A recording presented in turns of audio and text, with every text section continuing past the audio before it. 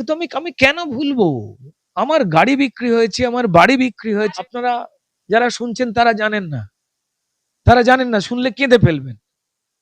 নেমন্তন্ন খেতে গেছে, সেখানে পরিষ্কার জানানো হয়েছে বিজেপি করে, রুদ্রনীল ঘোষ আছে, তাই নেমন্ত্রণে যাব না। 15-20 বছর ধরে তাদের সঙ্গে পরিচয়, হাতে থালা নিয়ে চুপ করে দাঁড়িয়ে রয়েছি। কারা পাশে চুপ করে থেকেছেন, কারা আর বাড়িতে নেমন্তন্ন করতেন না। কোনো জায়গাতে যদি পাছে রুদ্রনীলের সঙ্গে ছবি উঠে যায়, তৃণমূল রেগে যাবে, তাই ওর সঙ্গে ছবি দেওয়া যাবে না, কথা বলা বন্ধ করে দিয়েছিলেন। যে চেয়ারটায় বসে আছি, এই চেয়ারটায় স্নান করে একা একা 5 বছর বসে থাকতাম। 365 দিন, কিন্তু 5 বছর কাজ করেছি 70 দিন, 72 দিন মাত্র 5 বছরে।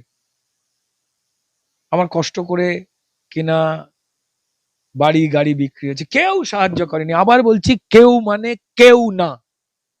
আজ যারা ফুল দিলে কাল দিতে গালি, আজ যারা ফুল দিলে শুভেচ্ছা, তোমরা কাল দিতে গালি। কাল যারা দূরে ছিলে, আজ কাছে এসে দাও হাততালি। মনে আছে, সব মনে আছে, আর কিছু বলবো না। কি ধারণা করবেন, পরমব্রত একটি টেলিভিশন চ্যানেলের ইন্টারভিউতে আমার নামে কি না কি বলেছে। ঠিক আছে, কি না কি বলেছে, আচ্ছা আমি কি ভুলে গেছি? আমি তো ভুলিনি। যে পরমব্রতকে আমার পাশে দেখতে পাওয়া গেল কেন? প্রথমত ভুল তথ্য। আমার পাশে নন তিনি, আমরা যেখানে বসেছিলাম সেখানেই কোন একটি চেয়ারে বসেছিলেন, আমার পাশে নয়। আর আবার বলছি যে পাশে বসলেও কি করবে না, লড়াই করেছি, মার খেয়েছি, এখনো বাঁ হাত তুলতে পারি না আমি। 3 বার মারা হয়েছিল আমাকে ভবানীপুরে। আপনারা জানেন, প্রত্যেকটা মানুষের জায়গায় আমি ভুলে যাব আমায় কারা মেরেছেন, আমার কারা কেড়ে নেওয়া। আপনাদের থ্রেট তো হয়নি। আপনি ঠিক আছে, রোজিনা রহমান, আপনাকে কেস খেতে হয়নি, আপনাকে শুনতে হয়নি। আপনি যখন সত্যি কথাগুলো প্রচার করতেন, বিজেপির দালাল আপনাদেরও তো শুনতে হয়েছে। সত্যির পক্ষে কথা বলা যদি দালালি হয়, তাহলে সেই দালালি সারা পৃথিবীতে বেঁচে থাকুক। তো ভুলিনি কোনো কিছু। আইন মেনে যার যা বিষয়ে শাস্তি হবার হবে। কেউ পাশে বসুক, কোলে উঠে পড়ুক, কেউ মাথায় উঠবার চেষ্টা করুক, প্রত্যেকটা আমাদের মানুষের মনে আছে। পুষ্পা রাজ কার্যত এই মুহূর্তে দাঁড়িয়ে নোটার সাথে লড়াই করছে। আমার সঙ্গে রয়েছেন বিজেপি নেতা তথা শিবপুরের বিধায়ক রুদ্রনীল ঘোষ। কথা বলবো। পুষ্পা এখন নোটার সাথে লড়াই করছে। আপনি জাহাঙ্গীর খানকে নিয়ে একাধিক অভিযোগ করে গেছেন, যদি আমাদের চ্যানেলকে ফলো করেন। প্রথমেই শওকাত আর জাহাঙ্গীর এত বলেছেন, সেই জাহাঙ্গীর এখন পুষ্পা রাজ কার্যত ঢুকে গেছে, কারণ নোটার সাথে লড়াই করছে। দেখুন, এটা কি বলে, ধর্মের কল বাতাসে নড়ে। অত্যন্ত লাফালাফি, অত্যন্ত উত্তেজনা, অত্যন্ত দাদাগিরি, তার পরিণাম এই রকমই হয়। বিরাট অত্যাচার করেছে ওখানে যারা আমাদের ভারতীয় জনতা পার্টির যারা কার্যকর্তা ছিলেন, আমি তাদের প্রণাম জানাই, ধন্যবাদ জানাই। যারা জেলা স্তরে, মন্ডল স্তরে, বুথ স্তরের যে কর্মীরা ছিলেন, তারা জানতেন যে ওখানে অভিষেক বন্দ্যোপাধ্যায়ের নির্দেশে, কেউ ভুলে যায়নি সেই ইলেকশন গুলো যেখানে মিডিয়াকে ঢুকতে দেওয়া হবে না। অভিষেক বন্দ্যোপাধ্যায় নাকি 7 লক্ষ ভোটে জয়ী। মানে মমতা বন্দ্যোপাধ্যায় যখন পশ্চিমবঙ্গের মুখ্যমন্ত্রী হলেন, তখন কচু গাছকে দাঁড় করালেও মমতা বন্দ্যোপাধ্যায়ের নাম দিয়ে যখন জিতে যেত, সেই সময় তার আলালের ঘরের দুলাল ভাইপোকে তিনি দাঁড় করালেন এই ডায়মন্ড হারবার থেকে। তখন যদি আমি খুব ভুল না করি, সেই সময় মাত্র এই ভাইপো জিতলেন 72 না 73 হাজার ভোটে ওই লোকসভায়।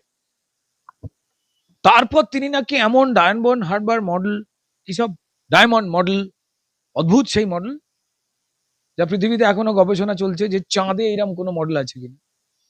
তা দিয়ে তিনি এমন একটা কিছু করলেন, 7 লাখ ভোটে জিতলেন। মানে 16 লক্ষ না কত বোধহয় সেখানে লোকসভায়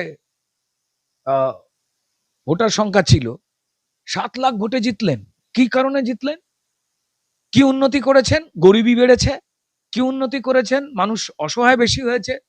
তাহলে মানুষ অসহায় বেশি হলে আর গরিব বেশি হলে আনন্দে সেই এমপিকে যে ভোট দেয়, পৃথিবীতে সবাই দেখে বিস্মিত হলো। কারুর জানতে অভাব ছিল না।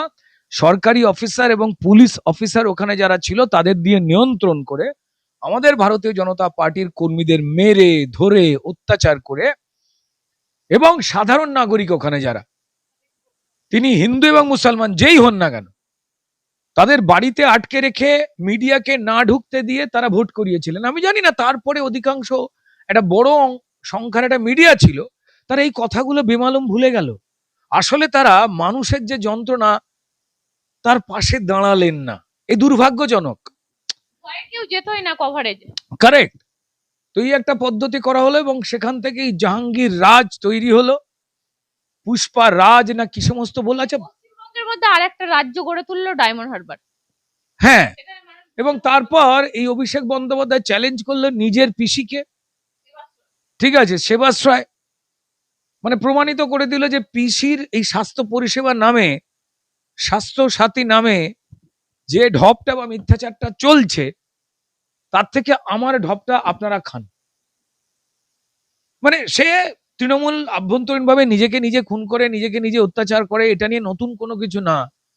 কিন্তু মুশকিলের জায়গা হলো গুরুত্বপূর্ণ বেশ কিছু ব্যক্তি, গুরুত্বপূর্ণ বেশ কিছু মিডিয়া কেন এই প্রশ্নগুলো করলো না, আমরা বিস্মিত হয়েছি, যন্ত্রণা পেয়েছি। আমরা কয়েকজন মিলে চিৎকার করে গেছি যারা ভারতীয় জনতা পার্টির লড়াকু যোদ্ধা, তারা ছাড়া সবাই চুপ। আমি আবার বলছি, কেউ কথা বলতে ভয় পেয়ে, আবার বলছি, একটা বড় অংশের মিডিয়া চুপ ছিল। তারা কোনোদিন অভিষেক বন্দ্যোপাধ্যায় কোনো জায়গায় প্রেস মিট হয়ে গেলে চোখে চোখ রেখে প্রশ্ন করতেন না, কয়েকজন করতেন।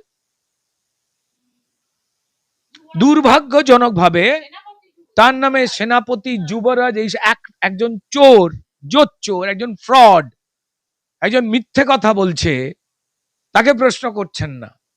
প্রাক্তন মুখ্যমন্ত্রী তৃণমূল নেত্রী মমতা বন্দ্যোপাধ্যায় একের পর এক যখন আকথা কুকথা বলে যাচ্ছেন, আমার রাজ্য নিয়ে যাবতীয় মিথ্যে তথ্য দিয়ে যাচ্ছেন, সেটা জানবার পরেও প্রচুর লোক এবং প্রচুর মিডিয়া, তারা কিন্তু সঠিক প্রশ্নটা যা মানুষ জানতে চান সেটা না করে মানুষকে বিভ্রান্ত করবার একটা চেষ্টাতে অনেকের মধ্যে তারাও ছিলেন। আমি আবার বলছি, তারা কোন চাপে, কোন কারণে আদপেই সরকারি বিজ্ঞাপন পাবেন না এই টেনশনে বা প্রাণ ভয় তৃণমূল দেখাতো সবকটা ক্ষেত্রেই, সেই কারণে তারা চেপে গেছিলেন, নাকি মানে এতদিন ধরে আপনার হাতে তামাক খাচ্ছি তাই আপনার অন্যায়টা বলবো না সেটা করেছিলেন নাকি জানি না, কিন্তু যেটা হয়েছিল তাতে এই অন্যায়ের সাম্রাজ্য যাতে আরো অনেক দিন টিকে যায় তার একটা বন্দোবস্ত ছিল।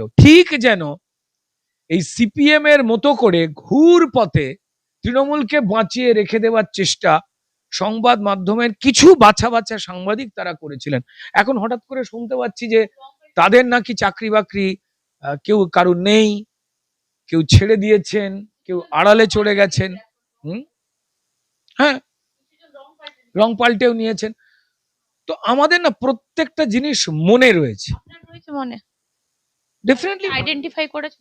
হ্যাঁ, ডেফিনেটলি মনে রয়েছে, মনে রয়েছে কি অত্যাচার করা হয়েছিল, কোন খবরগুলো চেপে যাওয়া হতো, কোন খবরগুলো না দেখিয়ে অন্য খবর দেওয়া হতো। কোন একটা জায়গায় মমতা বন্দ্যোপাধ্যায়, প্রাক্তন মুখ্যমন্ত্রী, তৃণমূলের নেত্রী, তিনি কোনো একটা অদ্ভুত ভাষণ দিলেন, স্টেজে উঠে ব অক্ষর দিয়ে সম্মানীয় প্রধানমন্ত্রী, সম্মানীয় স্বরাষ্ট্রমন্ত্রী তাদের আক্রমণ করে যাচ্ছেন। আজ আমাদের প্রিয় মুখ্যমন্ত্রী, যিনি সেই সময় লড়াকু বিরোধী দলনেতা ছিলেন, তার 14 গোষ্ঠী তুলে অসম্মানজনক ভাষায় কথা বলে যাচ্ছেন, সেটা নিয়ে একবারও তারা প্রশ্ন তুলতেন না। বরং সেই দিন তার কি রঙের হাওয়াই চটি ছিল, তার ঘড়ির রং কি ছিল, তিনি এই পল্টু বলে কাকে ডেকেছেন সেই আলোচনায় চলে যেতেন, আর বাকি ঘটনাগুলো বা খবরগুলো থেকে মানুষের থেকে চোখ সরিয়ে দেওয়া হতো।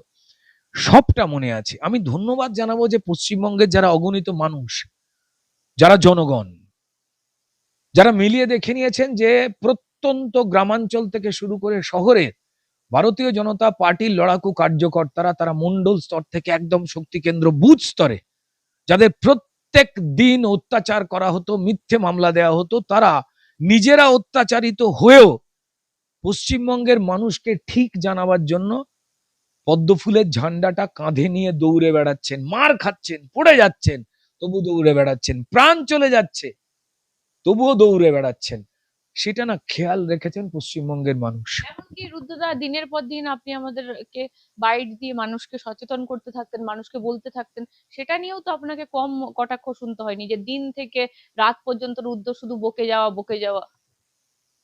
আপনাদের থ্রেট তো হয়নি, আপনি ঠিক আছে রোজিনা রহমান, আপনাকে কেস খেতে হয়নি, আপনাকে শুনতে হয়নি। আপনি যখন সত্যি কথাগুলো প্রচার করতেন, বিজেপির দালাল আপনাদেরও তো শুনতে হয়েছে।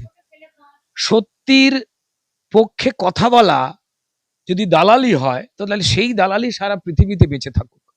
আইনের পক্ষে যদি কনস্ট্যান্ট কথা বলা যদি দালালি হয়, কিছু বদ লোকের কাছে যারা এই দালালি বলতেন, সেই দালালি বেঁচে থাকুক। আলোর পক্ষে অন্ধকারের বিরুদ্ধে কথা বলা যদি দালালি হয়, যে কোনো জীবিকায়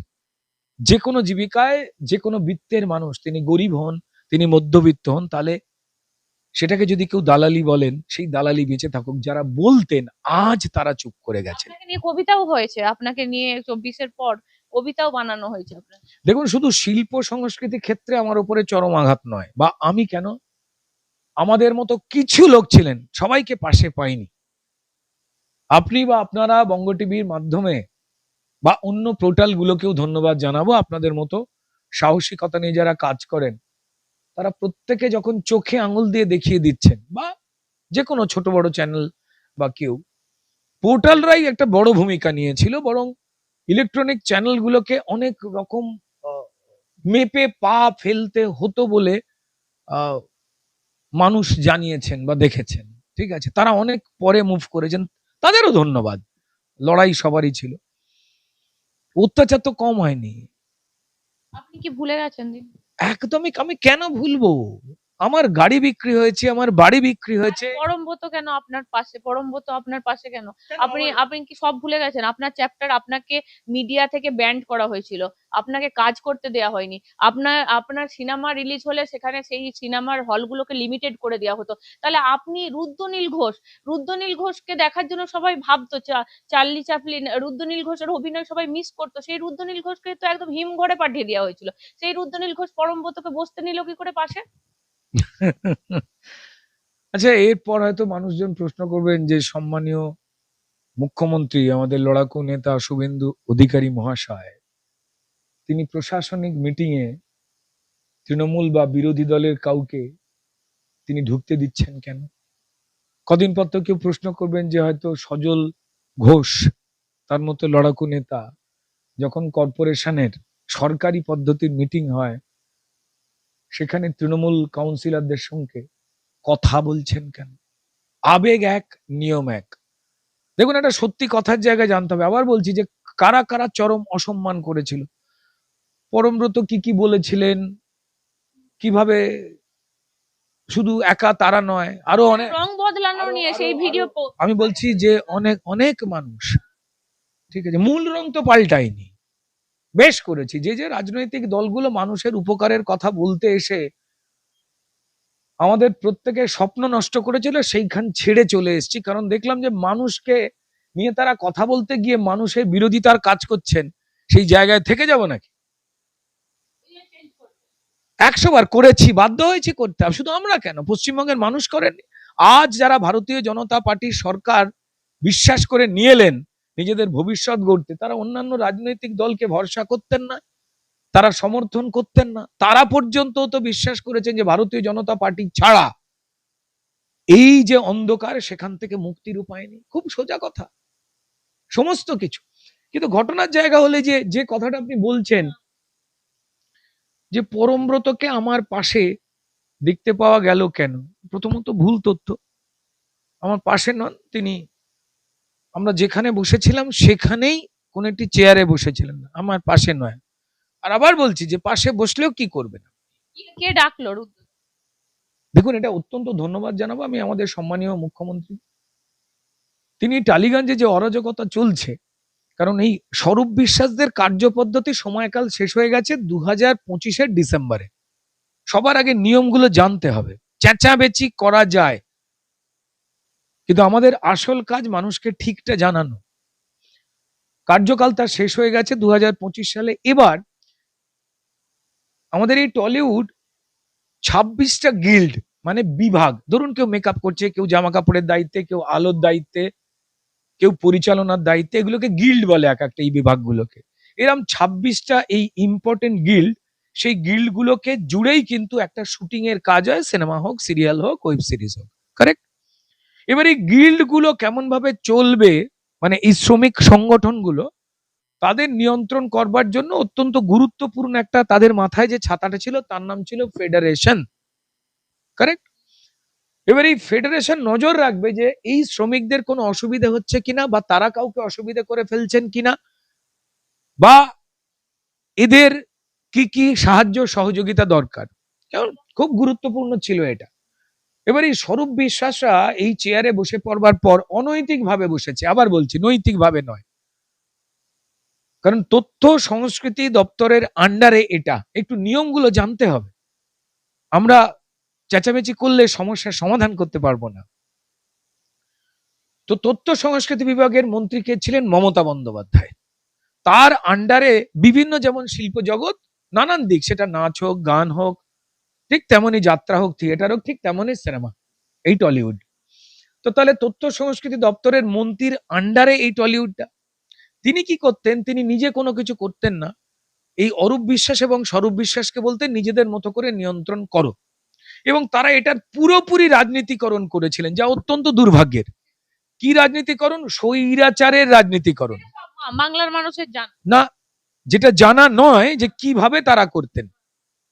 আমাদের টলিউড ইন্ডাস্ট্রিতে এই প্রত্যেকটি বিভাগ, মানে যে গিল্ড, ডিরেক্টরদের জন্য আলাদা একটা বিভাগ গিল্ড, অ্যাসিস্ট্যান্ট ডিরেক্টরদের জন্য, ক্যামেরাম্যানদের জন্য, যে চা জল দেয় আমাদের ভাই, তাদের সমস্ত কিছু একটা গিল্ড আছে। তারা কিভাবে চলবেন নিজেরা ঠিক করতে পারতেন, এই ওপর থেকে চাপিয়ে দেওয়া হতো। কারণ আমাদের এখানে একটা কার্ড আছে যেটাকে বলে গিল্ড কার্ড, যেটা না দেখালে আপনি কাজ করতে পারবেন না বলেই নিয়ম। এবার সেটা না, আবার বলছি, এটা হচ্ছে এদের তৈরি করা পদ্ধতিতে একটা কার্ড। ভারতবর্ষের যে নিয়ম বা আইন রয়েছে সেখানে এই কার্ড দেখালেই আপনি কাজ করার যোগ্যতা পাবেন, এই নিয়ম কোনো জায়গায় লেখা নেই। এটা একটা নিজস্ব নিয়ম, তৈরি করা স্থানীয় নিয়ম। তো আপনাদের টলিউডের ক্ষেত্রে এরা তৈরি করেছে। আবার বলছি না, অন্যান্য জায়গায় তৈরি থাকতেই পারে, কিন্তু এই কার্ড থাকলেই যে আপনি কাজ করতে পারবেন, না হলে পারবেন না, ভারতবর্ষের আইন, CCI, competition commission of India, সে তারা এই কথা বলে না, এটা শুনে রেখে দিন। তো যাই হোক না কেন, স্বরূপ চলে যাওয়ার পর এই গিল্ডগুলো কিভাবে চলবে তারা বিভ্রান্ত হয়েছিল।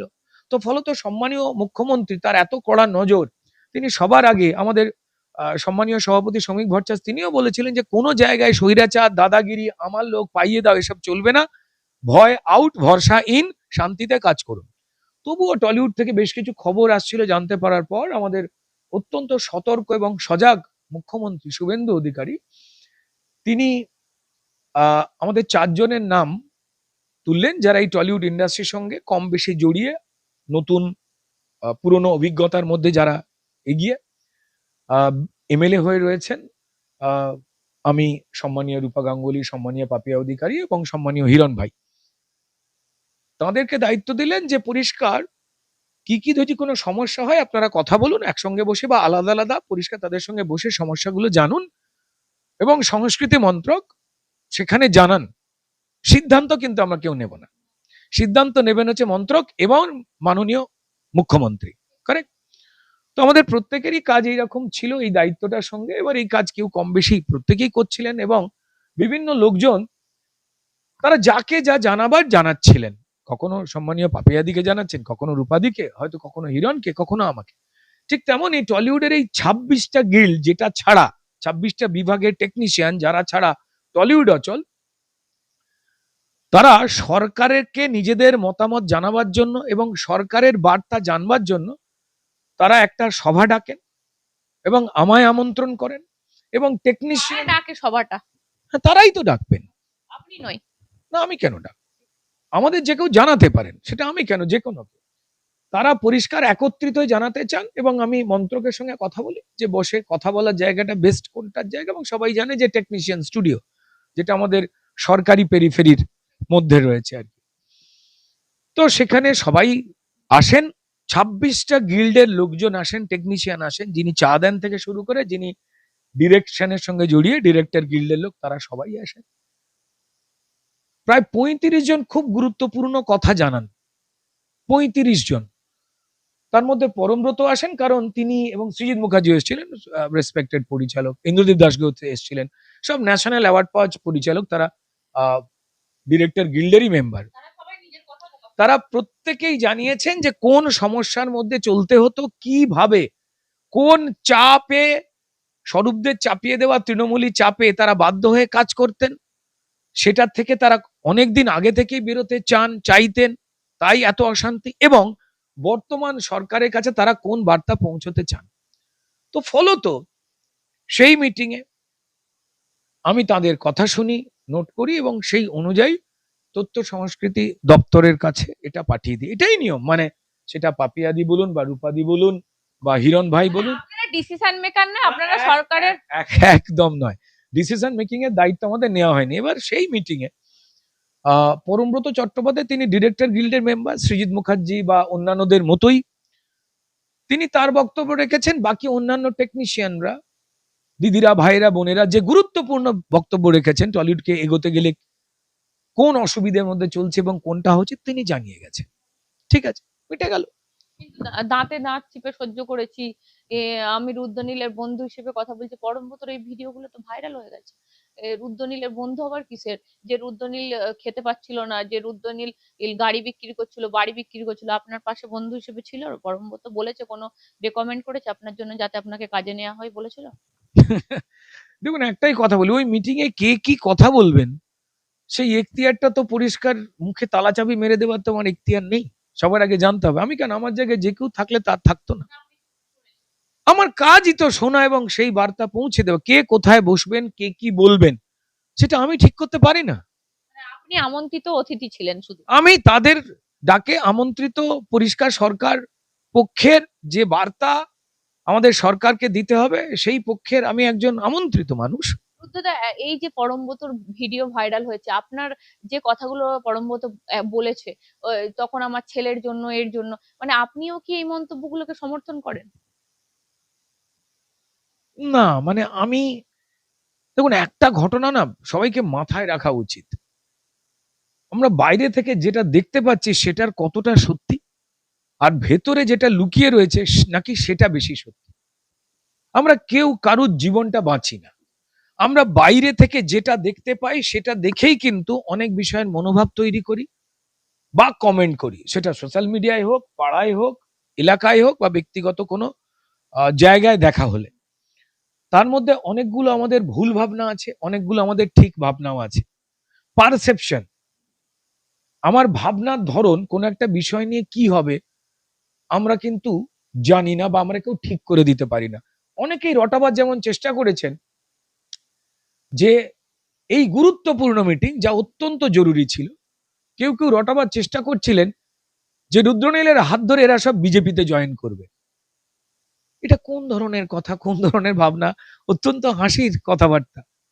মানে এর থেকে তো, মানে কি বলবো, লাফটার চ্যালেঞ্জারও এই ধরনের ভাবনা যারা ছড়িয়েছিলেন, তারা বেসিক্যালি কিন্তু এই সরকারের যে ভয় ভীতিহীন পরিবেশ, স্বৈরাচার মুক্ত যে পরিবেশের কথা সম্মানীয় আমাদের রাজ্য সভাপতি শ্রমিক ভট্টাচার্য, আমাদের শ্রদ্ধেয় মুখ্যমন্ত্রী শুভেন্দু অধিকারী বারবার, বা এই সরকার যে বার্তা দিচ্ছে, তার তো বিপরীত হয়ে যাচ্ছে।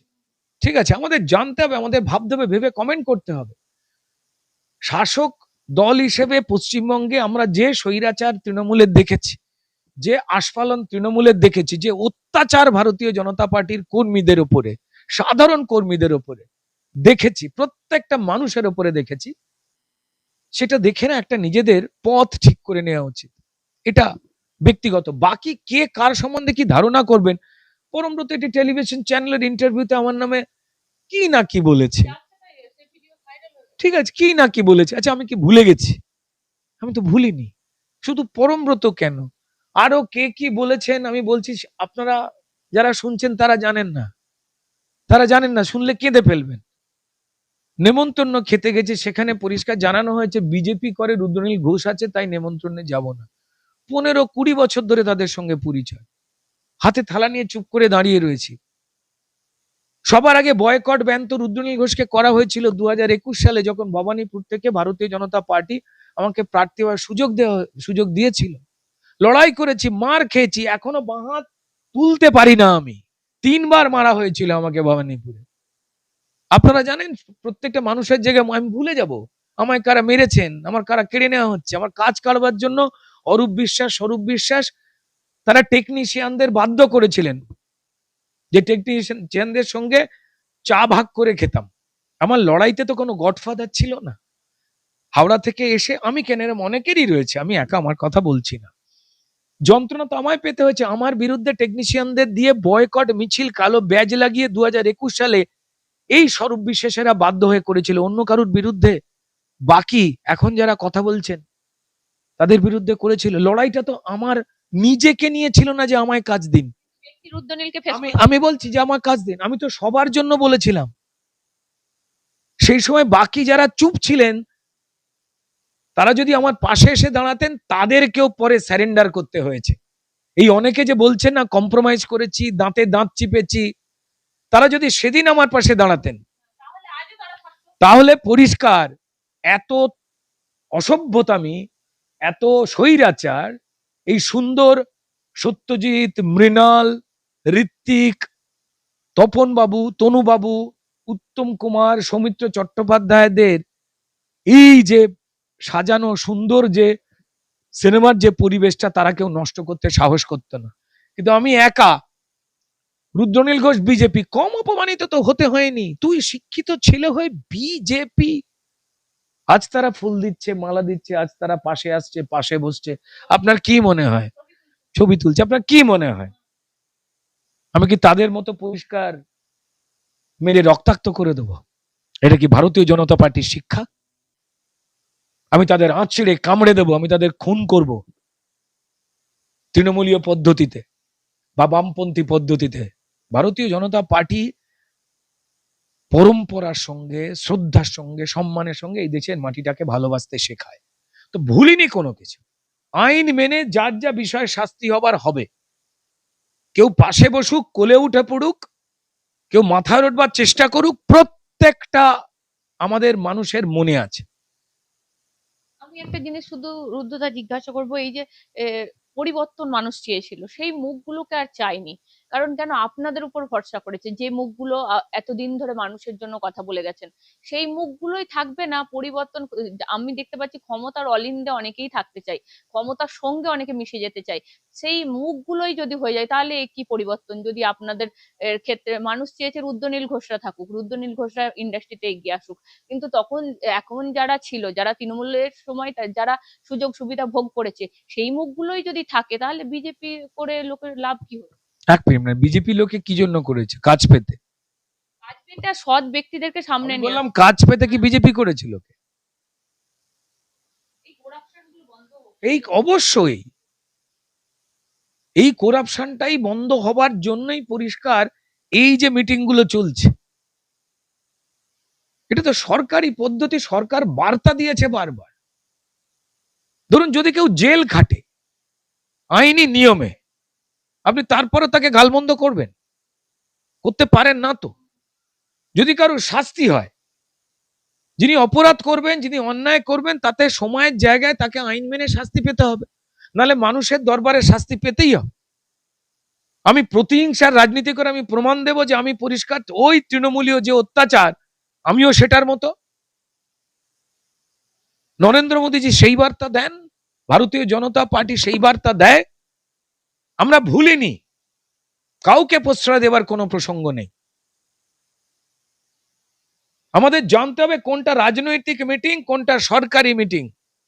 আপনারা স্বচ্ছ ভাবমূর্তিতে যেভাবে মানুষ চাই, বা আপনি যাদের সাথে মিটিং করছিলেন আমি দেখছিলাম অনেকেই কান্নাকাটি করছিলেন, তারা এসেছেন অনেক কষ্টের মধ্যে তারা কাজ। বলুন না, ওই মিটিং এ একজন মেকআপ আর্টিস্ট আমার বোন, সে জানাচ্ছে যে স্বরূপ বিশ্বাসের কথা তারা শুনে চলতো না বলে তাদের বাড়িতে সাব শুটার পাঠানো হয়েছিল গুলি করে মারবার। সেদিন ওই খবরটা, যেটা বড় খবর ছিল, সেই খবরটা না করে পরমব্রত কেন এসছেন বলে কিছু লোক কথা বললেন। আরে ভাই, জানতে হবে পরমব্রত কেন। ওই মিটিং এর জায়গায় যদি দেব আসতো, যদি রাজ চক্রবর্তীও আসতো, আমাদের কারুর কিছু বলবার নেই, তারা আসবেন।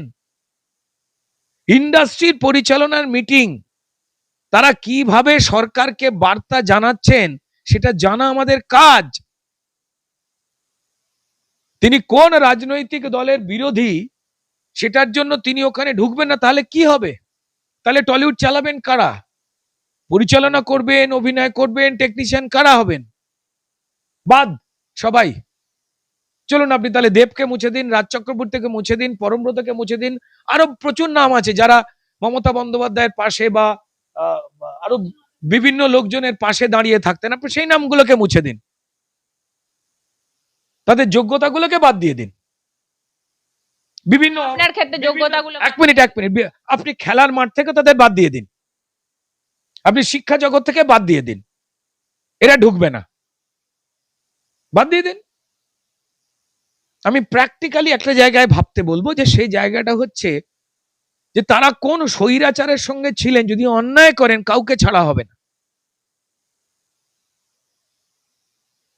কিন্তু যদি কেউ যোগ্যতার সঙ্গে তার কাজ যদি করতে চায়, আপনি কি বলবেন? তাহলে আপনি তো আর একটা স্বৈরাচারকে সমর্থন করছেন বা স্বৈরাচারের কথাবার্তা বলছেন। একটু ভেবে কথাটা তো বলা উচিত, একটু ভেবে। কেউ বিজেপি কাউকে নেবে না প্রথম দিন থেকেই। আমাদের সম্মানীয় রাজ্য সভাপতি শ্রমিক ভট্টাচার্য স্পষ্ট করে বলে দিয়েছে, আমাদের লড়াকু কার্যকর্তা এতটাই রয়েছেন, আমাদের কাউকে লাগবে না। প্রথম 2-3 মাস তো পরিষ্কার একদম এই চেষ্টা কেউ করবে না বলে দিয়েছেন। আপনি নবান্নে ঢুকতে গিয়ে তাহলে কি বলবেন, বা রাইটার্স বিল্ডিং এ ঢুকতে গিয়ে আপনি অ্যানাউন্সমেন্ট দিতে পারবেন যে যারা যারা ভারতীয় জনতা পার্টি করেন না তারা আজ থেকে সরকারি কর্মচারী নয়? বলতে পারা যায়? বলতে হয়? আমাদের মান অভিমান ক্ষোভে অনেক কিছু যন্ত্রণা হয়। আপনার সঙ্গে কে কে খারাপ ব্যবহার করেছে, আমার কে কে ভাত কাপড়ছে, আমার গাড়ি বাড়ি বেচতে হয়েছে, কজনের বেচতে হয়েছে রোজিনা ম্যাডাম, আমি যন্ত্রণা ভুলে যাব? খেতে পাইনি, আমি যখন হলফনামা জমা দিয়েছি রুদ্রনীল ঘোষের অ্যাকাউন্টে, একটাই বোধহয় 11,000 টাকা আর একটায় 56 টাকা পড়েছিল। আপনি জানতেন, আপনাদের মতো কয়েকজন সাংবাদিক বন্ধু তারা জানতেন, বাকিরা জানতো। কেউ খোঁজ নিয়েছেন আমার সঙ্গে এই কালচারাল মুভমেন্ট নিয়ে যে অরাজকতা চলছে তার বিরুদ্ধে লড়াইতে? কজন মানুষ সঙ্গে ছিলেন কনস্ট্যান্ট? এই 5-6 বছরের যে বেশি লড়াইটা ছিল। আমি আরেকটা কথাও শেয়ার করব, আপনারা রুদ্রদার কাছে কয়েকজন থাকতেন, তারা বলতেন দিদি দাদাকে দিয়ে এত কড়া কড়া কথা বলাচ্ছেন, এরপর তো আমাদের উপরেই আক্রমণ হবে। মানে হয়েছে তো, হয়েছে হয়েছে হয়েছে। আমার সঙ্গে যারা থাকতেন, অন্তত মানে যাদের পেট চালানো আমার দায় এবং দায়িত্ব, যারা আমায় নির্ভর করে বাঁচেন, তাদের বাড়িতে 12 জন 14 জন করে পুলিশ পাঠিয়ে অত্যাচার করা হয়েছে। আমি বলেছি কোনোদিন? আপনি কথা তুললেন তাই। তারা আমাকে বলতেন যে আপনি তো বাইট নিয়ে চলে যাবেন আমি দাদা। কোনোদিন এই কথা জানিয়েছি? কোন মিডিয়াকে জানিয়েছি? আপনি আজ কথাটা তুললেন বলে বলছি। আমি বলছি রোজনা দেবী সব মনে আছে, আমাদের নিয়মগুলো একটুখানি জানতে হবে, আমাদের আর একটুখানি ধৈর্য। আমরা এই মুহূর্তে মানুষ, আমাদের আপনি কড়া কথা বললে তাদের উপর ইফেক্ট হতো। আপনি কিন্তু মানে আপনি যে সমস্ত মন্তব্য করতেন নেতা, তাই তো। আমাকে নির্ভর করে যারা আমার বাড়ির ছোট ছোট কাজ করে দেন, যারা আমার জামা কাপড়টা একটু দেখে দেন, যারা আমার চাল ডালটা এনে দেন, তাদের বাড়িতে পুলিশ চলে গিয়ে অত্যাচার করা হয়েছে। পুলিশ তো একটা সিস্টেম। আচ্ছা, যে পুলিশগুলো আমাদের মারতেন, কাল তাদের সঙ্গে কি পরিষ্কার নিদান দেওয়া হবে? যে যারা হিড় হিড় করে টেনে মানুষের জন্য আন্দোলন করতে গিয়ে প্রিজন ভ্যানে তুলতেন, তাদের সবাইকে কি বলা হবে? যে আপনারা চাকরি করবেন না আর? আমার মনে হয় যে একটু ভাববার দরকার। জানি আবেগ রয়েছে, যন্ত্রণা আছে, আমার নেই। আমি জানি না আমায় কারা কারা এক ঘরে করেছেন, কারা কারা কষ্ট দিয়েছেন। আমাদের ওপর যখন যন্ত্রণা আক্রমণ চলছে, কারা পাশে চুপ করে থেকেছেন, কারা আর বাড়িতে নেমন্তন্ন করতেন না। কোনো জায়গাতে যদি পাছে রুদ্রনীলের সঙ্গে ছবি উঠে যায়, তৃণমূল রেগে যাবে, তাই ওর সঙ্গে ছবি দেওয়া যাবে না, কথা বলা বন্ধ করে দিয়েছিলেন। যে চেয়ারটায় বসে আছি, এই চেয়ারটায় স্নান করে একা একা 5 বছর বসে থাকতাম। 365 দিন, কিন্তু 5 বছর কাজ করেছি 70 দিন, 72 দিন মাত্র 5 বছরে। আমার কষ্ট করে কেনা বাড়ি গাড়ি বিক্রি হয়েছে, কেউ সাহায্য করেনি। আবার বলছি, কেউ মানে কেউ না। ভেবে নিন আপনি কেউ। বেরিয়ে গেছি।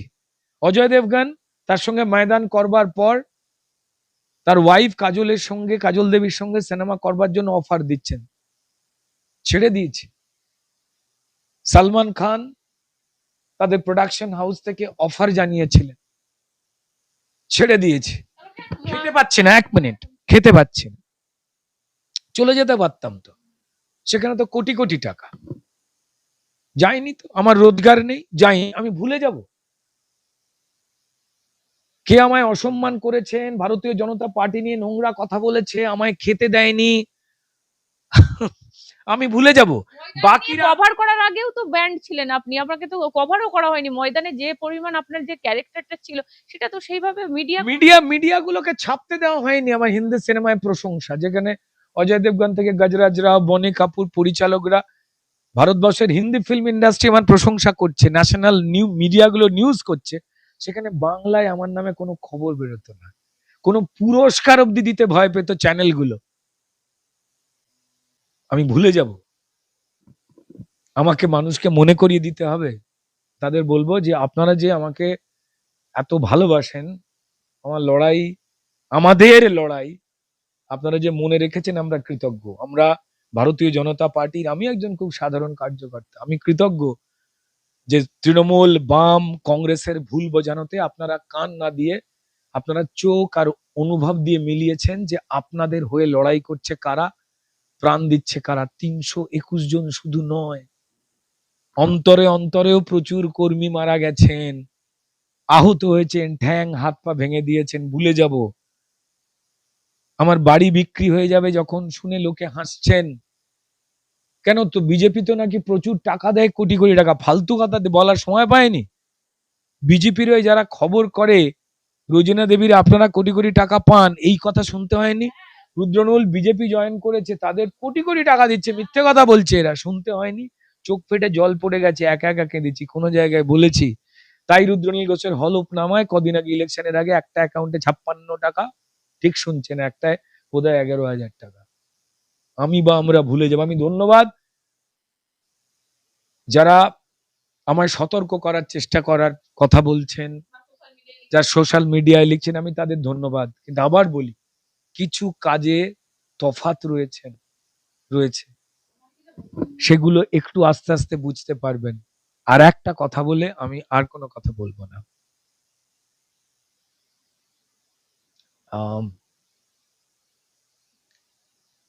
বেশ কিছু দুর্নীতিবাজ আছে যারা অত্যন্ত চতুর,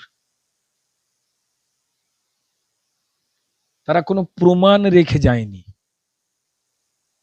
কিন্তু তার আশপাশের কিছু লোক আছে যারা সেই প্রমাণগুলো জানে। সেই প্রমাণগুলো আপনাদের জন্যই আমার দরকার, আর কিছু বলবো না। কেন এত লোক হাততালি দিচ্ছে, প্রশংসা করছে, পাশে আসছে, তার জন্য জাস্ট 4টে লাইন বলে আমি শেষ করবো। রোজিনা, লড়াই আপনাদের মতো প্রচুর নিউজ পোর্টালের ছিল, প্রচুর সাংবাদিকদের ছিল যারা অন্যায়ের বিরুদ্ধে ছিলেন। আমি আপনাদের স্যালুট জানাবো। যারা কথাটা বলতে পেরেছেন, হাজার রকম ভাবে অপমানিত হয়ে, হাজার জায়গা থেকে, কাছের জায়গা থেকেও আঘাত পেয়েছেন, কাছের লোকেরা আমাকেও আঘাত দিয়েছে, কষ্ট দিয়েছে। কারেক্ট।